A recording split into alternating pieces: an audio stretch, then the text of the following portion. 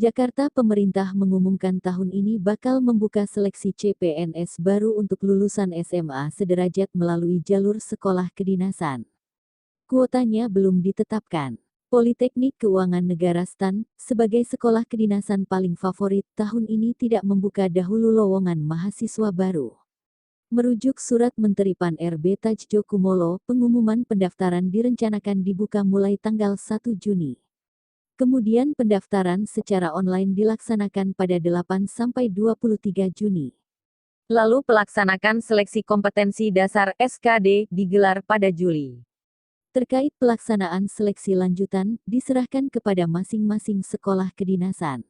Setelah PKN STAN memutuskan tidak membuka pendaftaran mahasiswa baru, otomatis pilihan sekolah kedinasan berkurang.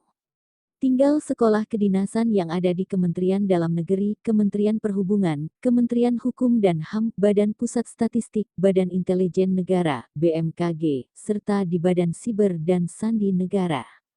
Kepala Biro Humas BKN Paryono mengatakan tidak bergabungnya PKN STAN dalam seleksi sekolah kedinasan tahun ini murni kewenangan instansi masing-masing. Seperti diketahui PKN STAN adalah perguruan tinggi di bawah Kementerian Keuangan.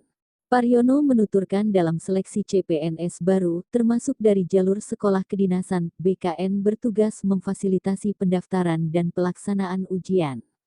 BKN nantinya akan berkoordinasi dengan Badan Nasional Penanggulangan Bencana (BNPB) terkait pelaksanaan ujian yang sesuai dengan protokol kesehatan. Misalnya sudah reda dan dinyatakan boleh menggelar ujian red, maka akan dilaksanakan ujian, tuturnya kemarin, 8/5. Namun tetap dilaksanakan dengan protokol kesehatan yang ketat. Misalnya kapasitas chat dibatasi menjadi setengah dari kapasitas normal. Kemudian peserta wajib menggunakan masker, disiapkan hand sanitizer, atau pengecekan suhu badan. Dia menjelaskan BKN sampai sekarang belum mendapatkan kuota resmi CPNS baru dari jalur sekolah kedinasan. Sementara itu Direktur PKN STAN Rahmadi Purwanto menyampaikan sejumlah pertimbangan sampai akhirnya diputuskan mereka tidak membuka pendaftaran mahasiswa baru. Di antaranya adalah perkiraan pelaksanaan seleksi dalam bentuk tes umum tidak bisa dilaksanakan secara efektif di tengah wabah COVID-19. Sebab selama ini rata-rata jumlah peserta ujian seleksi PKN STAN mencapai 130.000 peserta. Kondisi tersebut tentu tidak maksimal. Pertimbangan berikutnya adalah saat ini sedang dilakukan restrukturisasi dan pengkajian kebutuhan pegawai Kemenkeu dari lulusan PKN STAN atau sumber-sumber lainnya.